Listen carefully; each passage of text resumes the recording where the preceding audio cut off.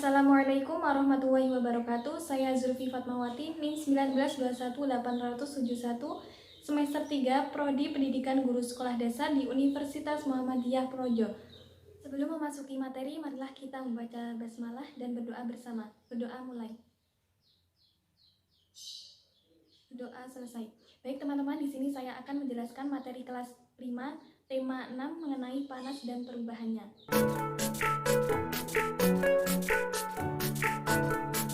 Pada materi panas dan perubahannya ini terdapat 3 subtema. Langsung saja subtema yang pertama yaitu mengenai suhu dan kalor. Nah teman-teman, apa sih itu suhu dan kalor? Mari kita amati gambar berikut ini. Di sini ada gambar menjemur baju, memasak air, tumbuhan yang disinari matahari, dan gambar 2 telapak tangan yang saling digosokkan. Nah, semua gambar tersebut menghasilkan energi panas yang dihasilkan oleh matahari, api, dan juga dari sebuah gesekan antara 2 benda. Benda yang dapat menghasilkan energi panas disebut sebagai sumber energi panas. Sumber energi panas yang terbesar di alam ini yaitu sumber energi panas matahari. Nah, tentunya semua makhluk hidup itu membutuhkan sumber energi panas matahari. Dalam kehidupan sehari-hari, matahari dimanfaatkan untuk berbagai kegiatan manusia. Misalnya, matahari digunakan untuk mengeringkan baju yang basah, untuk mengeringkan ikan asin, dan lain sebagainya. Energi panas matahari juga membantu proses pembuatan makanan pada tumbuhan yang disebut sebagai proses fotosintesis. Kemudian makanan yang dihasilkan dari hasil fotosintesis tersebut menjadi sumber energi bagi makhluk hidup lainnya termasuk manusia. Dalam kehidupan sehari-hari kita juga dapat menjumpai energi panas yang dihasilkan oleh api, misalnya untuk memasak air, untuk merebus mie, dan lain sebagainya. Dapat gambar gelas berisi air dingin dan gambar gelas berisi air panas. Dalam kehidupan sehari-hari, kita sering mengukur suhu dengan penglihatan, sentuhan, dan perasaan kita saja, sehingga kita hanya melakukan perkiraan terhadap derajat panas suatu benda. Indra peraba tidak dapat digunakan untuk mengukur derajat panas suatu benda, karena setiap orang itu memiliki perbedaan dalam merasakan suhu di sekitarnya. Misalnya ketika kita berkemah di suatu pegunungan, maka kita akan merasakan bahwa cuaca di sekitar kita itu terasa dingin, sehingga kita membutuhkan jaket tebal untuk menghangatkan tubuh kita. Lain halnya dengan penduduk yang tinggal di daerah pegunungan, mereka tidak akan terlalu merasakan dingin dengan hawa di sekitarnya karena mereka sudah terbiasa dengan hawa dingin di pegunungan.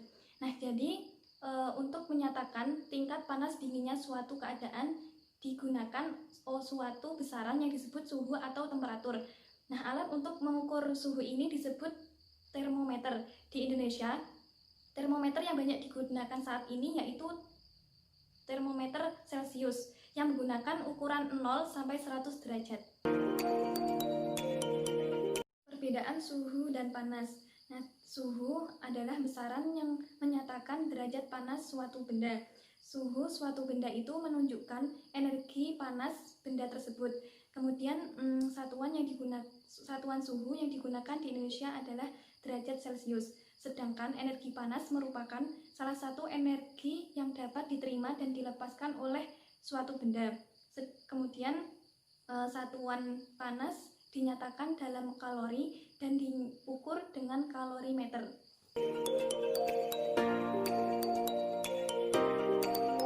Pertama-tama kita tuangkan air ke dalam botol yang sudah ditetesi pewarna.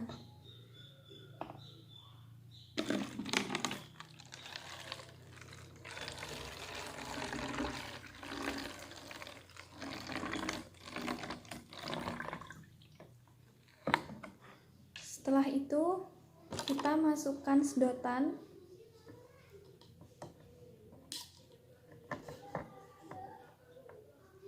Kita masukkan sedotan sampai dengan permukaan air dalam botol. Kemudian kita tutup lubang botol dengan plastisin agar tidak ada udara yang masuk ke dalam botol. Setelah itu kita tutup botol dengan selimut.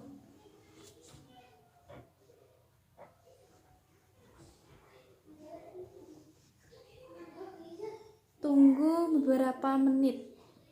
Setelah beberapa saat, botol yang sudah diselimuti dengan kain hangat, air yang ada di dalamnya akan naik ke sedotan. Bisa dilihat air yang naik dalam sedotan. Nah, hal ini terjadi karena air dalam botol memuai karena menerima panas yang berasal dari kain hangat. Perpindahan panas terjadi dari kain yang hangat ke air yang ada dalam botol.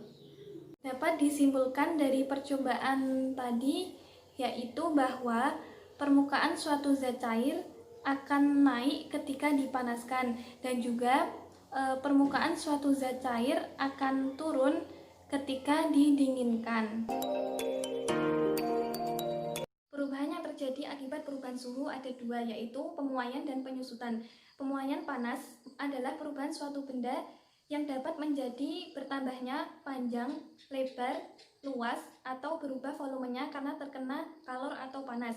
Sedangkan penyusutan adalah perubahan suatu benda yang menjadi berkurangnya panjang, lebar, dan luas karena terkena suhu dingin. Contoh dari pemuaian dan penyusutan yaitu salah satunya penggunaan termometer. Saat kita menggunakan termometer, maka kita akan meletakkan termometer tersebut ke dalam mulut atau ketiak. Tujuannya untuk mengukur suhu panas dalam tubuh. Saat beberapa lama, cairan yang ada di dalam termometer akan naik karena terjadi pemuaian setelah mendapatkan panas dari tubuh.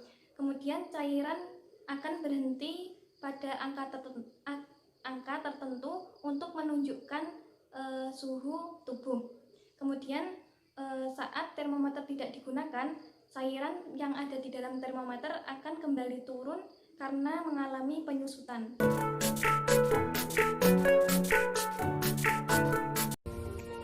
Ini gambar memasak sayuran.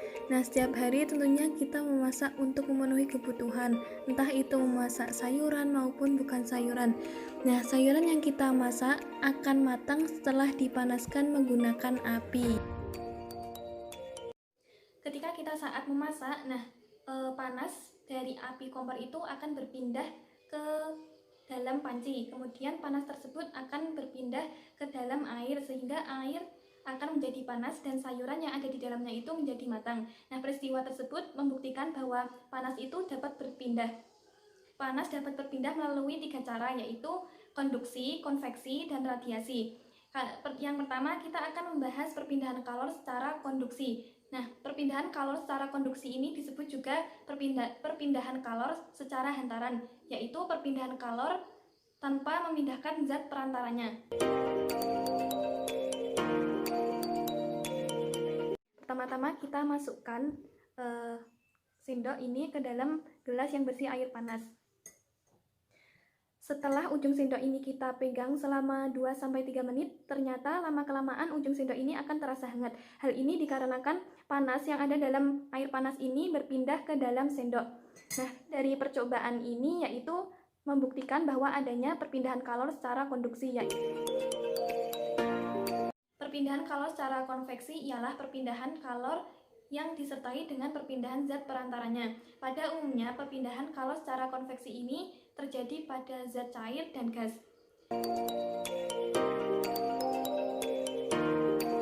Pertama, coba kita masukkan es batu ini ke dalam gelas yang berisi air panas. Nah, setelah kita amati es batu yang ada dalam gelas yang berisi air panas ini berubah ukurannya menjadi lebih kecil dan mencair. Peristiwa ini terjadi karena pengaruh kalor yang dirambatkan dari air panas. Nah, ini membuktikan adanya perpindahan kalor secara konveksi karena kalor berpindah disertai dengan perpindahan zat perantaranya, dan yang menjadi zat perantaranya yaitu air panas. Perpindahan kalor secara radiasi adalah perpindahan kalor secara langsung, pancaran, dan tidak melalui zat perantara. Misalnya panas matahari sampai ke bumi, kemudian panas api sampai pada tubuh manusia pada jarak tertentu, seperti api unggun dan penghangat ruangan, dengan pancaran kalor yang hanya sampai pada kulit kita.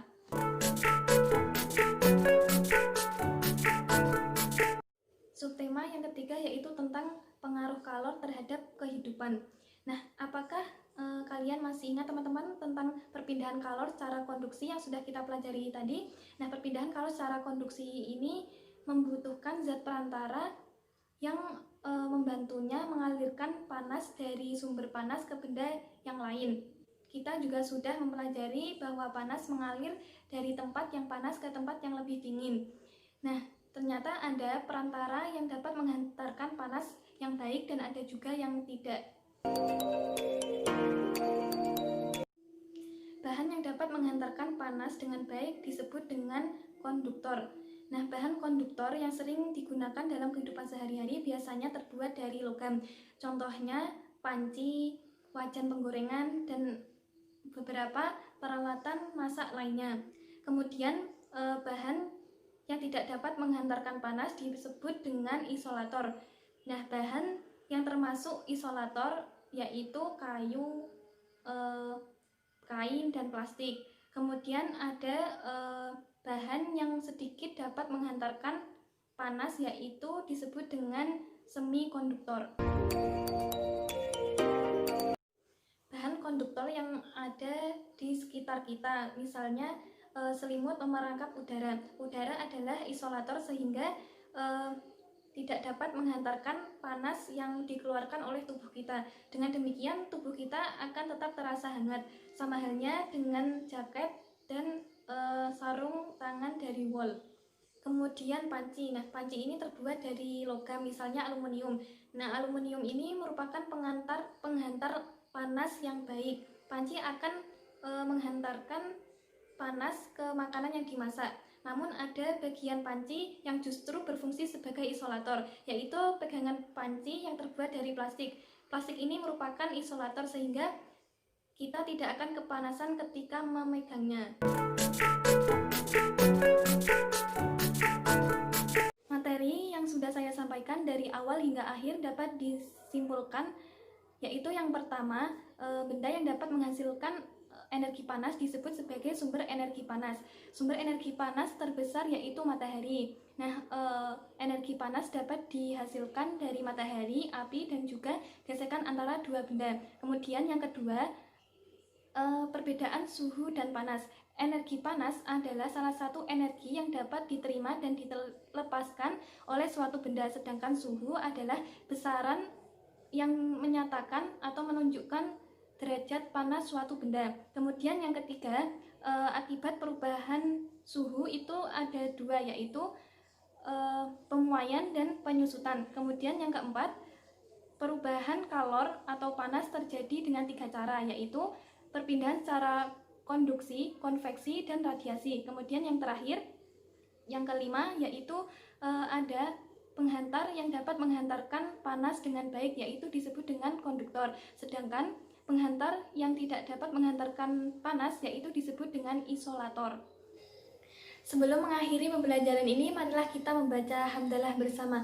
Alhamdulillahirrabbilalamin. Baik, sekian materi tentang panas dan perubahannya yang dapat saya sampaikan. Semoga bermanfaat bagi teman-teman semua. Kurang lebihnya saya mohon maaf. Assalamualaikum warahmatullahi wabarakatuh.